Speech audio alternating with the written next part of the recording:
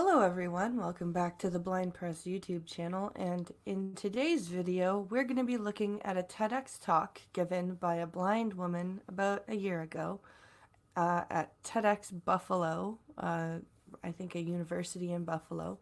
We're going to do this video in two parts because this is a 17-minute TEDx talk, but I want to react to all of it. But I'm not going to do all of it at once. So tune in next Tuesday for part 2. But today we're going to do about 6 minutes worth of this talk. Her issue is supposed to be blind employment, and she's going to make a few points here that I do agree with, but what I'm going to be reacting to is her delivery and her contradiction and her misguided anger. It's a very interesting spectacle to watch. So, without further ado, let's begin. Blind, Not Broken, a TEDx talk given by Annie Brady. Play? Good girl. We've all heard that phrase before. Maybe it was said to a toddler who just mastered a new skill, or a dog who just learned a new trick. Or, if you're like me, maybe it was said to you during a job interview. Pause. Yes. I have been told good girl, not necessarily at job interviews, but I have been told that for entering my debit card PIN. That same person, after telling me good girl, told me that was amazing. So I do know what she's talking about here. Play? I had picked out my best outfit, the cutest shoes. Google stalks my potential employer. For all the prep work I'd done, you'd think I was going on a blind date. But no, I hadn't just swiped right on Tinder. Instead, I was going on a blind job interview, where the only blind party was me. Pause. Yes, that happens when you're looking for a job, because the majority of people that own or are employing you, own the company or are employing you, are not blind, unless you happen to find a organization like Lighthouse in Texas or something like that for the blind. Most employers are going to be sighted. I don't know why I have to point this out to you, but moving on. Play? When I arrived, the interviewer showed me to a chair, and when I found it and sat down, she said, "Good girl." Yep, I've been there, and it sucks, and it's annoying. But really, you gotta just kind of shrug that crap off, because people who say stuff like that really, for the most part, are not trying to say it because they think we're less than. They're saying it because they've never met a blind person before. They most likely wouldn't know where to find a chair, let alone, where the seat was, if they've suddenly lost their sight. They don't know how to react to that. So they panic and they say stupid things. And you know what? That's fine, because we are a minority of people. And you know what? That should be a good thing. We should be happy that that's a thing, because you don't want a fully disabled society that there could be problems with that. So, I mean, you don't want to wish disabilities or diseases or anything on people. So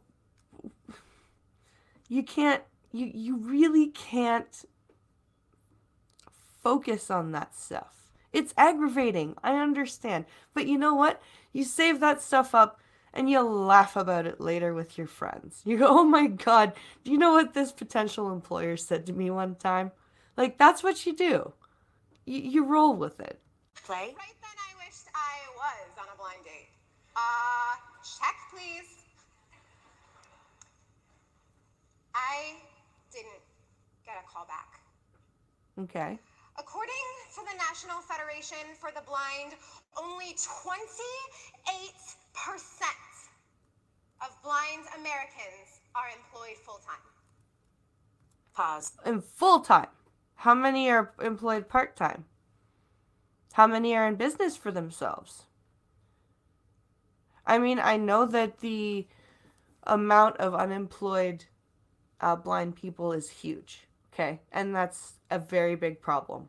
I'm not going to sit here and disagree with her on that. That's a moot point, right? I know that that's an issue. There definitely needs to be more understanding that blind people are capable of doing most, I say most,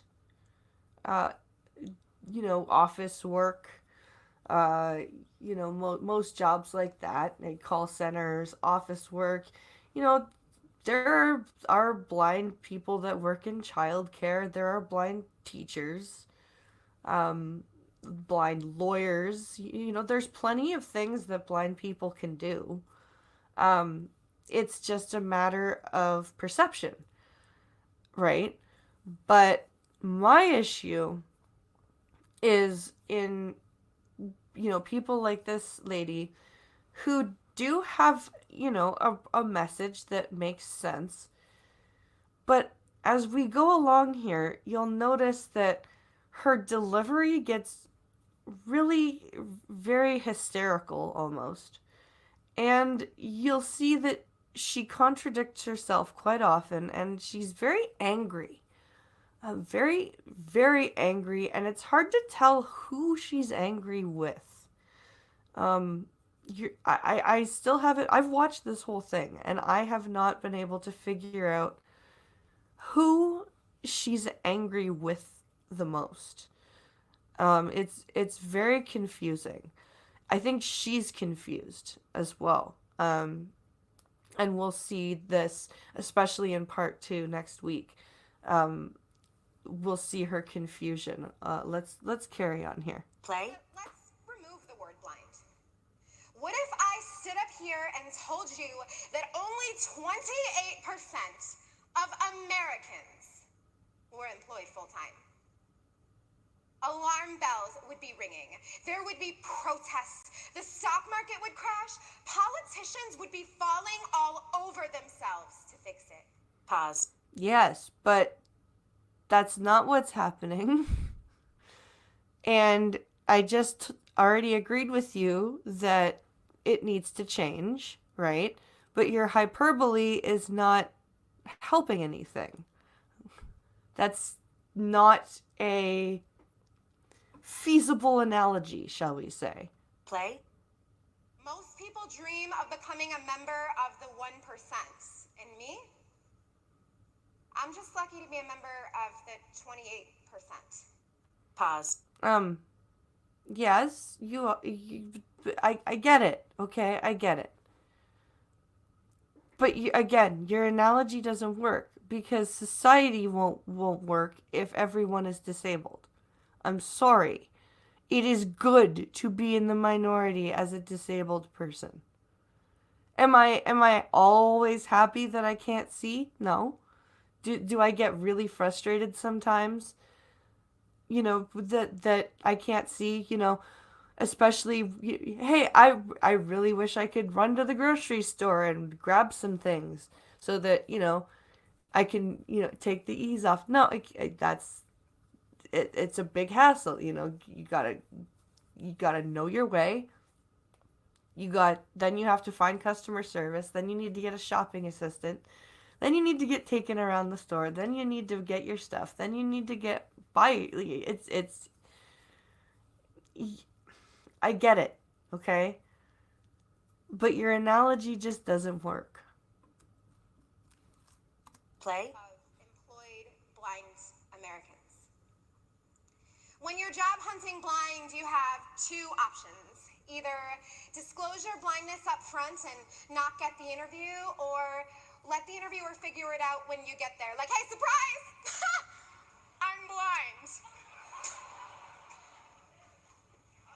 And then never get a call back. Pause. Yeah. Those choices suck. I agree. I really do. Like, as I said at the beginning of this video, there are some points that she makes that I agree with here. It's just her delivery and her, as she gets going here, she starts to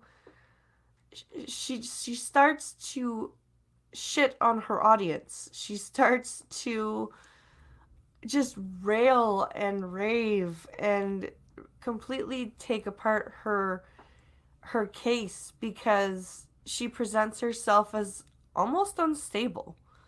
Um, let's carry on and we'll see what I mean here. Play. Not much of a choice. No, it's not.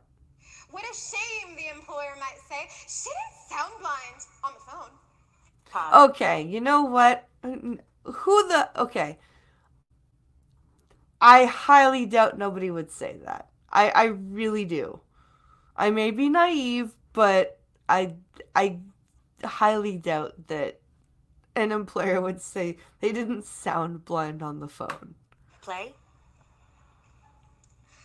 Blind people live in a world that is not designed with us in mind. But does that make us bad employees? Pause. No. The two do not correlate at all. You've got the world is not designed with us in mind, which, no, because the majority of the world is sighted. But you have to admit that the sighted have done quite a lot to try and help us. You have to concede that. I'm sorry. If you do not, we cannot continue on in this discussion. Because sighted people definitely have done a lot and are continuing to do a lot to help. Not just blind people, but all disabled people. The quality of life for the disabled in general has shot forward. And if anyone is going to deny that, and I'm talking about in general terms, of course I'm gonna get people saying oh well I know somebody who lives in a long-term care home who is either being abused or is friends with someone who's being what, I understand, but in general, quality of life for all disabled people in the West has expounded, and you cannot deny that. And this person kind of is acting as though that's not a thing that's going on here. Play. We are creative problem solvers. If blind people have to think outside the box to accomplish normal tasks like buying groceries, matching outfits, or crossing the street without looking both ways, imagine what we can do as employees. Pause. Okay, no. Okay, because you know what? And I'm going to speak from personal experience here. Okay? I am a great traveler, right? But I really suck at following instructions, which is a really key point, a part of being an employee. Okay? I suck at following directions. Again, a really key part of being an employee. So, just because a blind person can problem solve and figure out how to tell traffic surges does not make them a good employee. Just because a blind person has good independent living skills does not make them a good employee. I'm sorry. You cannot make that leap. Play. As Liz Jackson, a disability design advocate, said, people with disabilities are the original life hackers. Oh, I hate that word. I hate that word. Okay, I will not go on a tangent about that word. Carry on, Blind Press. Play. Ever pinned your socks together so you wouldn't lose one? Blind hack. Used cruise control? Blind hack. blind guy invented cruise control. Pause. That's not a hack, that's an invention. Just saying. Hacks and okay, no. This is a video about responding to a blind person, not about the word life hack. Go on. Play.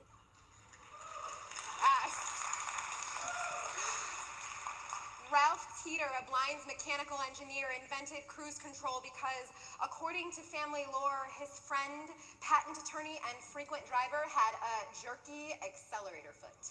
Pause. Yes, that is. He has the patent. Yes. Play. When thinking outside the box becomes ordinary, something extraordinary is born. Now, I'm no CEO, but aren't those the kind of employees you should want working for your company? Pause. So, are you telling me that if you're a disabled person, an employer should ask you if you can life hack so that they can hire you? Are you a good life hacker? Why, yes, I am. You're hired.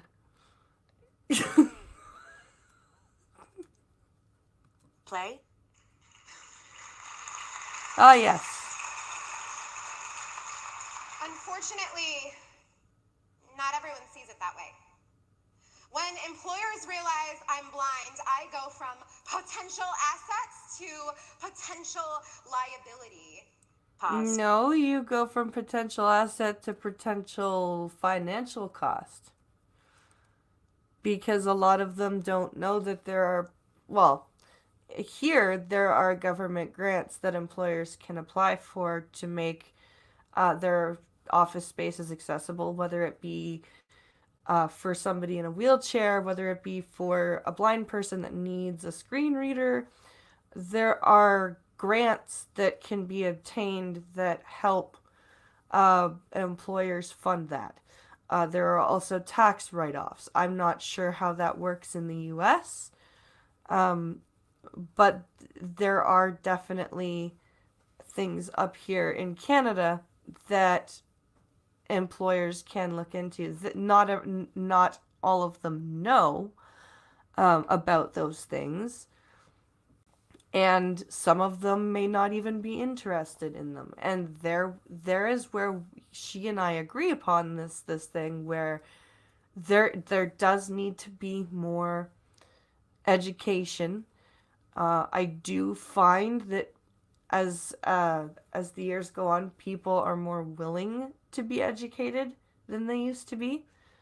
And that is also something that she's failing to mention here.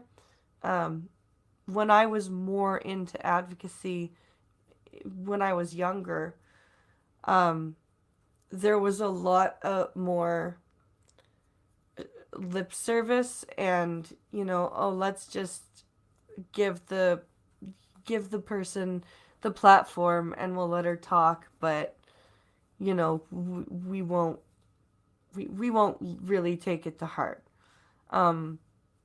But there's actually more willingness to learn now. People are becoming more open-minded, and this woman in her talk is not really mentioning that, and I find that a little dishonest. She's acting as though things are the way they were, say, in the 80s and the 70s for disabled people. And I'm not saying that things are fixed for us at all. I am saying that things are much better than what she's presenting. Play. Does she even do this job? They see blind and they see incompetent. No. They see blind and they see, oh my God, I couldn't do that. How can she do that? And they panic. And when humans panic, their reaction is to get the thing that caused the panic away from them. Okay? That doesn't mean that they think you're incompetent. It means that they're uncomfortable. And the reason they're uncomfortable is because, for the most part,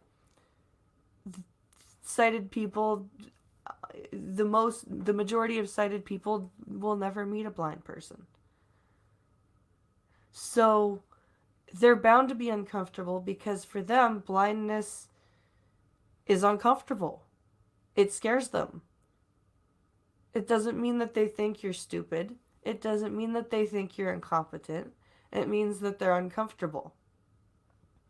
Now, are most people going to push you away because of that? Yes.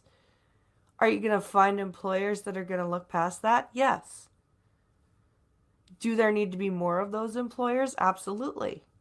Will there be more of those employers in the future? I really think so. I do. I honestly do. But again, she's being a little dishonest here, I think. Play. They don't see me. And it's not just employers either. Blindness makes people uncomfortable. I am willing to bet that most of you won't even say the B word out loud. The B word. Okay. Yeah, okay. I have been told by some people, sighted people, by the way, that I shouldn't say blind. But for the most part, I've never run into people who have been afraid to ask me if I'm blind. They'll say, like, it's always a different variation. But again, yeah, and you just hit it on the head. It is a discomfort thing. But you don't need to shit all over people for that. You need to be understanding. You need to understand that they're not doing it because they don't like you as a person. And if you gave them time, they'd probably overcome it. But the minute that you sense their discomfort, you probably get your back up. And you start acting like the way you're acting right now. Loud and angry. And that doesn't help. Play. I can't tell you how many times when traveling with a sighted companion, I've had them ask someone, is she, blind? By the way, I can hear that, just for the record. Pause. Oh, yes. Okay. Blind joke, haha, blind can hear joke. You'll run into stupid people. I get it. It's frustrating. I move on. Play. 12 In point. one fell swoop, they take away my autonomy. They can't deal with my blindness, so they don't deal with me at all. Pause. How does that take away your autonomy? Them not dealing with you because they're uncomfortable takes away your autonomy how? Why do you put so much stock in them? Why? What is the point in that? Play. But what if I could cure my blindness? Most days, I am content with who I am. Being blind has made me creative and inclusive. It has taught me the value of perseverance and given me opportunities, friendships, and relationships I may never have had otherwise. Pause. How does being blind make you inclusive? I'm confused. Are you inclusive just because you're blind? I don't understand.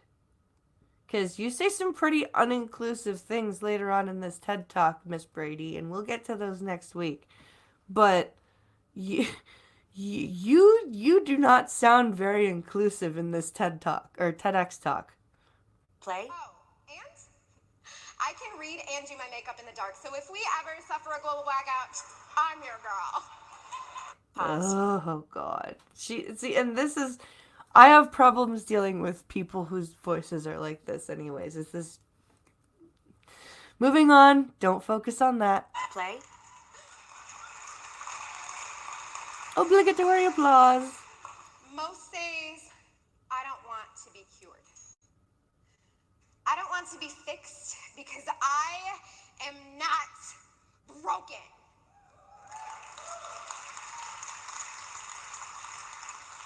But sometimes I do.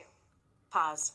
And that is where I'm leaving it for this, because I'm leaving it on that as a cliffhanger, because there's no other stopping point. She just loses it from here. And this whole I'm blind, not broken thing, I get it, okay? I do. I really do. But when you start with the screaming and the shrieking and the reeing, you make yourself look unstable. You make yourself look like you don't want to hear what anyone else has to say. You present yourself as somebody who is not interested in hearing, only in being heard. And I find that a big problem with a lot of the activists and advocates in this community is they've moved away from not only being heard but listening to just, I want to be heard, everybody shut up, hear me, and do as I say. And nobody responds well to that. It's very unhelpful. To use her word, it's not very inclusive. And this is just the beginning. She gets much worse, and we're going to cover that next week, next Tuesday. And I hope you come back for that. I really do appreciate your watching. I hope you enjoy this video, and please come back for next week's finale for this TEDx talk. Thanks for watching. Have a great day, everybody.